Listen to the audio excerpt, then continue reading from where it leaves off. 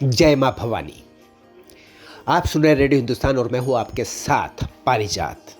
धर्म गंगा में हम आज बात करेंगे नवरात्रि की। जानते हैं ना, नवरात्रि शुरू हुई है, किसके लिए है, कौन है जो नवरात्रि के केंद्र में है? हमारी माँ, माँ भवानी, माँ जगदम्बा। कौन है माँ जगदम्बा, कौन है माँ भवानी? इस बात पर हमें ध्यान देना ज़रूरी है।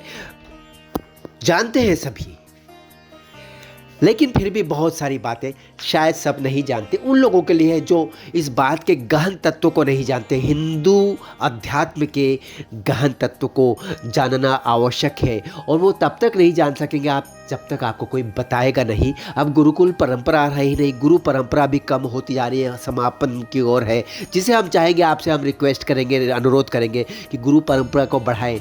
आप भी गुरु की दीक्षा लें, अपने बच्चों को भी कहें कि एक अच्छा गुरु उनके लिए भी वो ढूंढ ले या आप ढूंढें।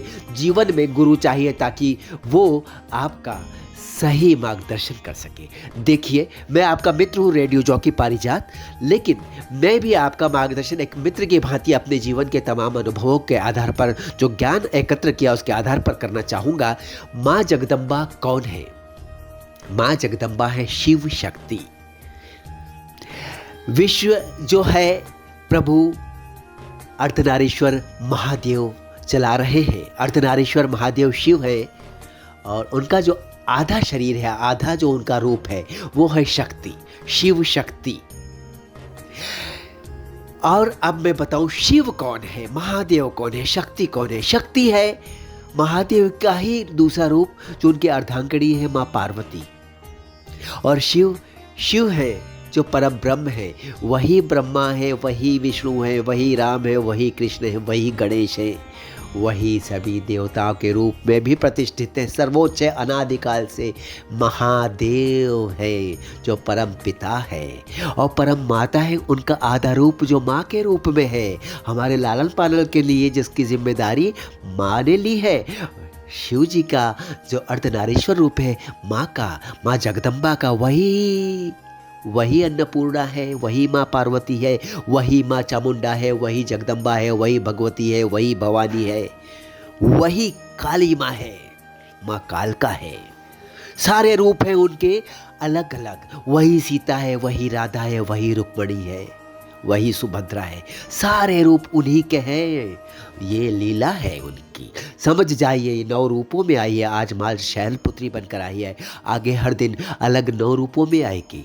ये रूप क्यों है? क्योंकि अलग अलग कामों को अपने पति के साथ निभाने के लिए उन्होंने जिम्मेदारी ली है। भोलेनाथ, भोले शंकर, महादेव, आदि योगी, उनकी शक्ति जो हमारी माँ है, परम माँ है जगदम्बा, वो 9 दिन नवरात्रि के दिन, 9 दिन हमारे नवरात्रि के अवसर पर हमारे घर आती है। बस वो आपकी माँ है।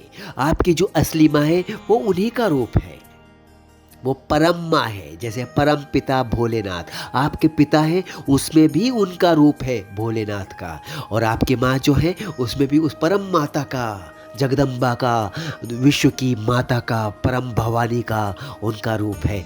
अब समझ लीजिए कौन है माँ, कौन है जगदम्बा, कौन है भवानी, कौन है दुर्गा भवानी, जो 9 रूपों में 9 दिन आपके घर आती है। 9 दिन तो वो आती है और फिर चली जाती है, लेकिन वो आपके आसपास रहती है, आपकी माँ बनकर, वो प्रकृति बनकर रहती है, प्रकृति के रूप में रहती है, आपके ऊपर अपने आंचल का प्यार लुटाती है। आपको उसे धन्यवाद देना है, ठीक है?